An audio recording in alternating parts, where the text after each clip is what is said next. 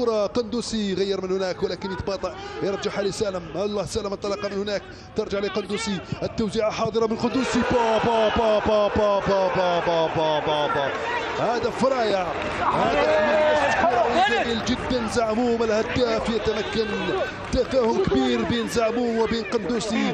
كيف عملها قندوسي من الخلف، كيف أسس لهذه اللقطة، كيف صنعها وبناها تدريجيا بطريقة تدريجية شيئا فشيئا رويدا انتقل إلى اليسار، منح كرة لزعموم الذي لم يتردد في وضعها في الشباك. حقيقة عمل كبير من قندوسي. شوف لهذا انطلق منح الكرة رجعت له من هناك، تمكن من التوزيع بطريقة دقيقة. الدفاع ارتبك دهير حسين وكذلك دوار، وهدف من أروع ما يكون مشتغل عليه بطريقة ممتازة من الخلف.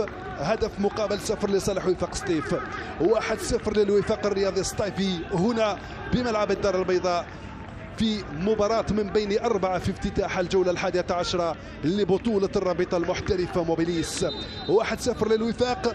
الأكيد أن المباراة ستنتعش، الأكيد أن أتلتيك بارادو سيحاول الرد